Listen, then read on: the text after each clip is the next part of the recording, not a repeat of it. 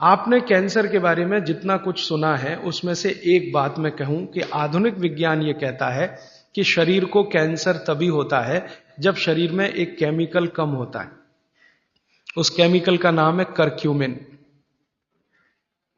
ये आज के वैज्ञानिकों ने रिसर्च करके निकाला है। करक्यूमिन नाम का एक केमिकल है, ये कम है तो जरूर तो खत्म होगा आदमी, कैंसर आएगा और खत्म होगा। और इस केमिकल की कमी से जो कोशिकाएं होती हैं वो अनकंट्रोल्ड होती हैं, उनके ऊपर कंट्रोल नहीं रहता, तो ये एक दूसरे के साथ मिलकर एक जूथ जैसा बना लेती हैं, वो ट्यूमर हो जाता है, फिर ट्यूमर बाद में ब्लास्ट होता है और फिर वो मैलिग्नेंट होता है, पहले बिनाइन फिर मैलिग्नेंट, और फिर अंत में कहते हैं जी डेथ ही है और कुछ है नहीं, उसमें कंट्रोल के बाहर है वो सब।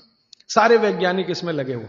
अब संयोग की बात देखिए कि जिस करक्यूमिन की बात आज के वैज्ञानिक कर रहे हैं वो करक्यूमिन भरपूर मात्रा में गोमूत्र में है, भरपूर मात्रा में, और एकदम डाइजेस्टेबल फॉर्म में है। डाइजेस्टेबल माने तुरंत पियो और असर करे, ऐसा देर नहीं लगे। ये कुछ ऐसा संयोग है प्रकृति का। वैज्ञानिक कह रहे हैं कि ये तत्व कम होता है तभी कैंसर होता है। अब यही तत्व गाय के मूत्र में है, तो हजारों साल पहले बाघभट्ट की कही हुई बात अब सिद्ध हो जाएगी, साल भर में तो सब मान लेंगे। अब तक जितने रिसर्चेज हुए हैं गोमूत्र पर, इन पर भारत सरकार के सामने रिपोर्ट्स पेश की गई। भारत सरकार की जानते हैं एक काउंसिल है जिसका नाम है MCI, medical council of India. इनके पास सब कुछ जाता है सबसे पहले, तो वो सब गया, तो MCI वालों ने नाक चढ़ाई बहुत कि क्या आप ले आए गोमूत्र, ऐसा बात करते हैं, ये क्या ले आए गोमूत्र, माने उनको लगता है कि ये तो बेकार की चीज है गोमूत्र।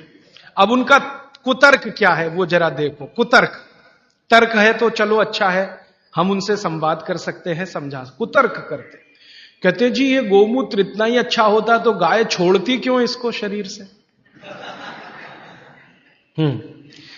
जब हमारा झगड़ा हुआ ना MCI वालों से, आधुनिक डॉक्टरों से, और उन्होंने ये कुतर्क करना शुरू किया कि क्या फालतू बात करते हैं, गोमूत्र इसमें कुछ है क्या। मैंने कहा भैया बहुत कुछ है, नहीं तो कोई मूर्ख नहीं था जो 3500 साल पहले इसको लिख के चला गया। और उसके बाद भी कई लोगों ने कहा, वैद्यों ने कहा, कई वैद्य हैं जो बिना आपको बताए गोमूत्र देते रहते हैं और आपको ठीक करते रहते हैं। उनके बहुत सारे काढ़े, बहुत सारी दवाएं गोमूत्र में बनाते हैं, आपको नहीं बताते, ये अलग बात है, क्योंकि हर वैद्य मुझे यही कहता है बता दो, तो नाक चढ़ जाती है सबकी। नाक चढ़े तो थोड़ा रेजिस्टेंस आता, फिर दवा का असर कम हो जाता, तो बिना बताए देते रहते हैं। तो हमको कॉन्फिडेंस था, तो डॉक्टरों से जब झगड़े हुए हमारे आज के डॉक्टरों से, तो उनका पहला ही कुतर्क था जी अच्छा होता तो गाय छोड़ती क्यों, खुद न रखती उसको। आपका मूत्र अगर इतना अच्छा होता तो आप क्यों छोड़ते इसको। फिर बाद में मुझे दादी की बात याद आई कि दादी ये कहती थी कि ये गाय नहीं है, माता है, माता है, माता। वो कभी भी हम कहते थे गाय, तो वो कहती थी गाय मत बोलो, गो माता, या तो माता बोलो नहीं तो गो माता। गाय नहीं बोलने दिया कभी भी उसने, क्योंकि गाय बोलना वो कहती थी अपमान है उसका, तो गौ माता है। अब माता जो होती है हर जरूरी चीज बच्चे के लिए छोड़ती है, ये आप सब जानते हैं। बच्चा उत्पन्न हुआ तो उसको सबसे ज्यादा जरूरी है दूध, तो मां दूध छोड़ना शुरू कर देती है। बच्चे होने के पहले तक नहीं है, वो बच्चा होने के बाद ही है। तो माता के बारे में यह कहा जाता है, मां की परिभाषा इस देश में है कि हर जरूरी चीज जो उसके बच्चे को चाहिए वो छोड़ती है। तो मुझे लगा गाय भी माता है तो ये बहुत जरूरी चीज है शायद हमारे लिए, मूत्र, तो ये हमारे लिए शायद छोड़ती है। हम मूर्ख हैं कि उसको इकट्ठा नहीं करते, बेकार जाने देते हैं। तो वैज्ञानिकों को मैंने कहा भाई हमारे यहां तो ये कहा जाता है कि ये गाय नहीं है, माता है। तो मां कुछ जरूरी चीज हमारे लिए छोड़ती है, तो शायद ये जरूरी हो। तो उनका अच्छा ठीक है, अब आप बहुत जोर दे रहे हो, और हमने कई तरह का प्रेशर डलवाया था उनके ऊपर, तो चलो करके देख लेते हैं। फिर एम्स के और MCI के वैज्ञानिकों ने काम किया, और काम करने के बाद 8 महीने के बाद वो कहते हैं बात आपकी बिल्कुल सही है, ये गोमूत्र हमारे लिए ही गाय छोड़ती है, हमारे लिए ही छोड़ती है। हमको 20 बीमारियां हैं जो इससे ठीक होती है। तो आप अपने जीवन में गाय के प्रति देखने का थोड़ा नजरिया बदल दो। अब तक आप गाय को दूध के लिए देखते थे, अब मैं आपको दिखाना चाहता हूं मूत्र के लिए देखो। दूध तो बोनस है, मूत्र उसकी जिंदगी के आखिरी दिन तक मिलने वाली औषधि है। दूध तो थोड़े ही दिन मिलेगा। आप जानती हैं गाय थोड़े दिन दूध देती है, जैसे माँ थोड़े दिन दूध दे सकती है, वैसे गाय भी थोड़े ही दिन दे सकती है, हमेशा नहीं दे सकती। थोड़े दिन के बाद दूध बंद हो जाता है, लेकिन मूत्र जीवन के आखिरी दिन तक देती है। और उस मूत्र से हमने करके देख लिया, वैज्ञानिकों ने मान लिया कि 48 बीमारियां तो जड़ से ठीक हो जाती हैं। ये बीमारियां क्या क्या हैं फिर से सुना देता हूं। जोड़ों के दर्द सब तरह के, किसी भी स्तर के जोड़ों के दर्द, पित्त की बीमारियां किसी भी तरह की, कफ की बीमारियां किसी भी तरह की, गोमूत्र से ठीक होती है। आप बोलेंगे इसको लेना कैसे चाहिए? भागवत जी ने इसका तरीका यह बताया है कि गोमूत्र लेना हो तो उसका सबसे अच्छा समय है सवेरे का। सवेरे का समय बताया है, अच्छा है, सवेरे गोमूत्र लेना चाहिए। कितना लेना चाहिए?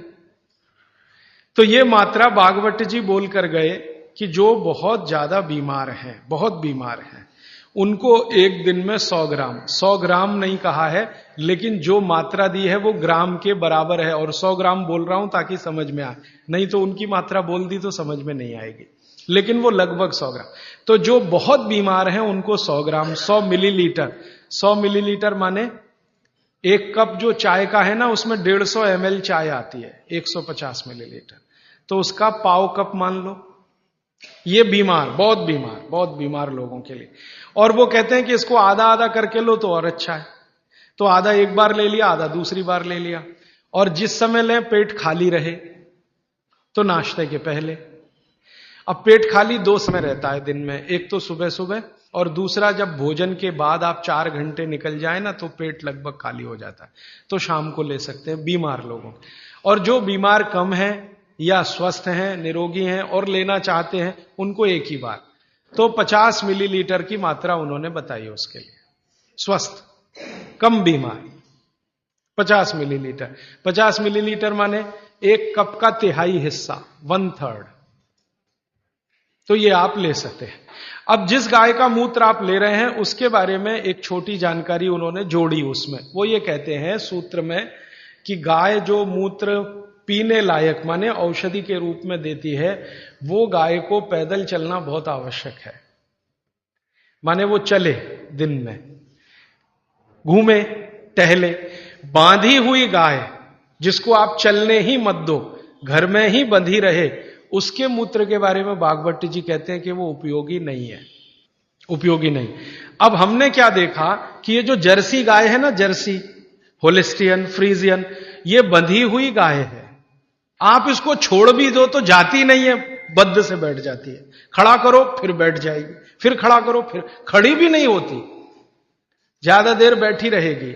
चलना तो उसके लिए इतना भारी है कि जब वो चलेगी तो ऐसी कराह निकलती है उसके मुंह से।